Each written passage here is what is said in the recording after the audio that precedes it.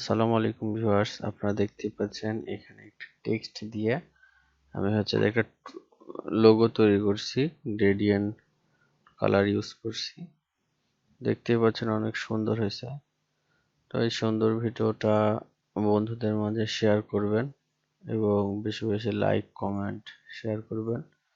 তো চলুন মূল ভিডিওতে যা যাক, এই লোগোটা আমরা কিভাবে তৈরি করলাম।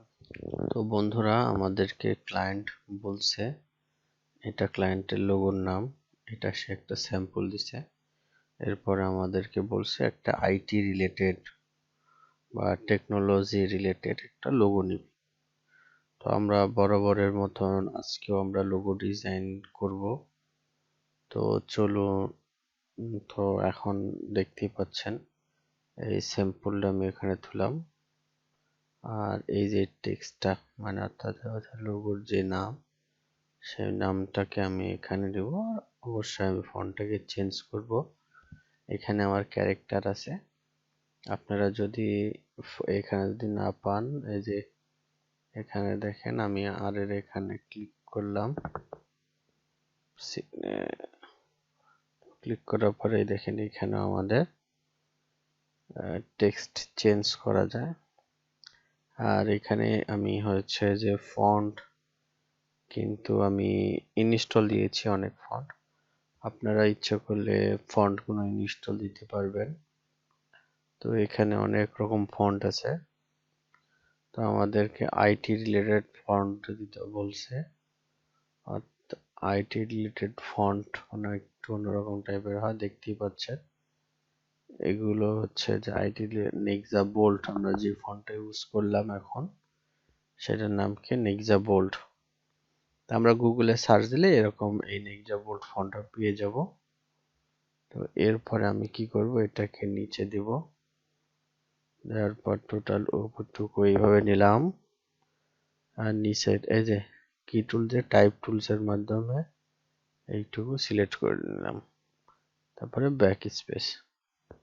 তো আপনারা দেখতেই পাচ্ছেন এখানে আবার ভিডিও আকারে দিয়ে দিচ্ছে যে আসলে এটা কি করে প্রত্যেকটা টুলস এর ব্যবহার আছে। আমি 2022 ব্যবহার করতেছি। এখানে একটা প্রবলেম হচ্ছে, দেখেন আমি যখন এই যে টেক্সটটা ছিল কিভাবে, তারপরে এই দুইটা আমি অ্যালাইনমেন্ট লিখব, অর্থাৎ হলো অ্যালাইনমেন্ট লিখব দুইটা সমান্তরাল। তো আমি এখানে অ্যালাইনে যা হরিজন্টাল অ্যালাইন সেন্টার ক্লিক করলাম। তো যে দেখেন মিডিলে আসে নাই কিন্তু আসছে। প্রবলেমটা আমাদের এখানে অ্যালাইনমেন্টের নিচে হার্ডবোর্ড, এখানে টোটাল হার্ডবোর্ডে ক্লিক করলাম। এখন দেখেন অ্যালাইনমেন্টে ক্লিক করলাম, একেবারে পুরো হার্ডবোর্ডের মিডিলে চলে আসলো আমাদের লোগোর টেক্সটটা। তো তারপর আমি দুইটা আবার একটু কপি করে রেখে দিই। তারপর এটাকে আমরা একটু স্পেস দিব, অর্থাৎ প্রায় 100 দিলাম। এটাকে ক্রিয়েট আউটলাইন করে এই যে এটা শিফট কন্ট্রোল দিয়ে দেখেন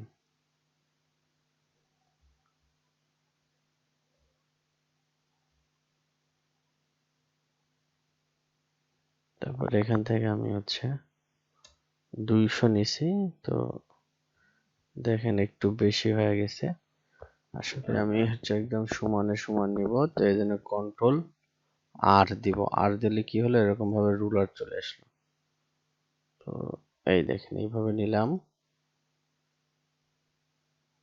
মানে এইভাবে নিলাম, ক্রিয়েট আউটলাইন।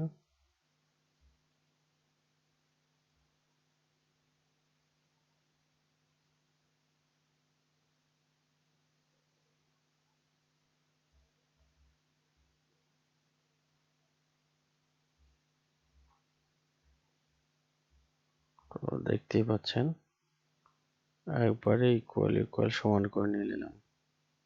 তখন আইটি রিলেটে ম্যাক্সিমাম সময় দুইটা কালার ইউজ হয়।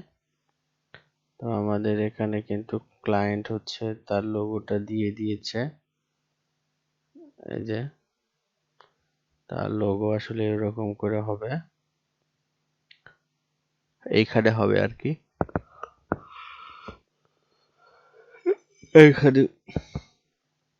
এখানে ম্যাক্সিমাম দেখতে পাচ্ছেন এই যে কালারিং আছে, মানে অর্থাৎ হলো নীল কালারের সাথে একটু গ্রেডিয়েন্ট কালার ইউজ করব আমি।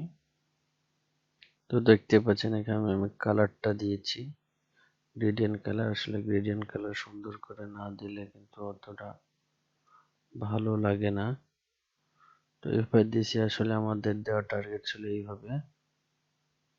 তো এরকম হয়ে গেছে আর কি, এই যে।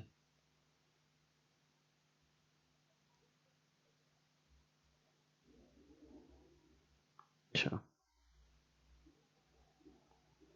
এটাকে আমরা গ্রেডিয়েন্ট কালার দিলাম।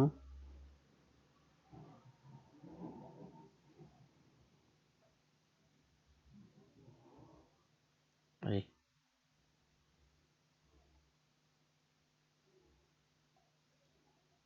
তো এটা আমাদের হয়ে গেল।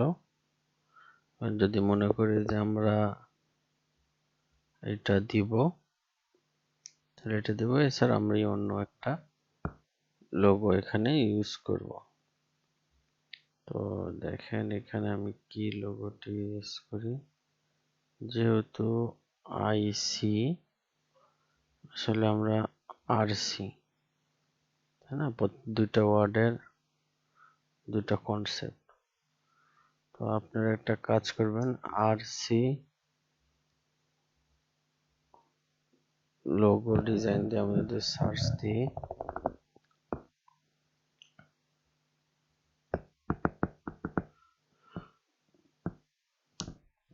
তো দেখেন এখানে অনেক লোগো আছে। তো আসলে এটা নেওয়া তো যাবে না, কারণ হচ্ছে এগুলো নিলে কপিরাইট হবে। এমনি জাস্ট একটা ধারণা নেওয়ার জন্য আমি এটা আপনাদের মাঝে শো করলাম।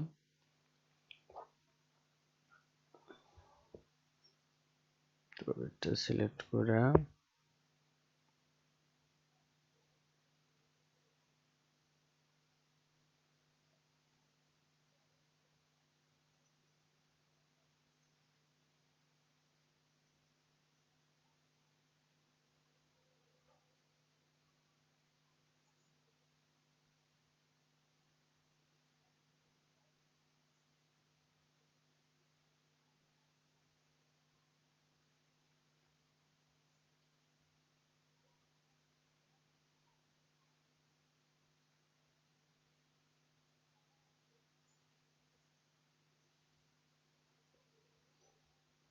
দেখতে পাচ্ছেন এখানে আমি আরসি লোগোটা নিয়েছি, মানে আইকনটা।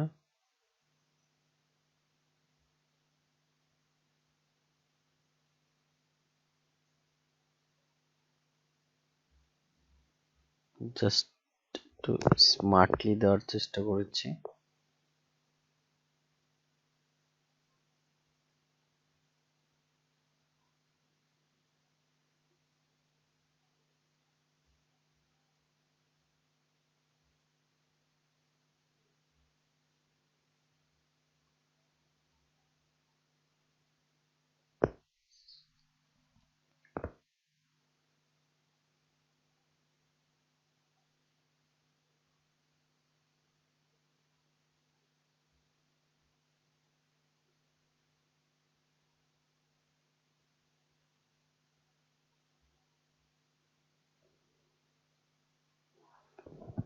তো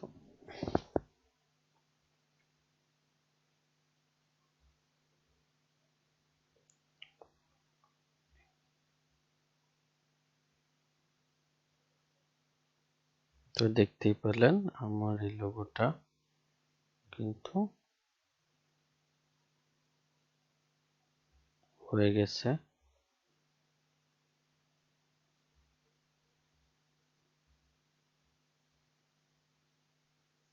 বাস কপি করলাম, গ্রুপ করে নিলাম।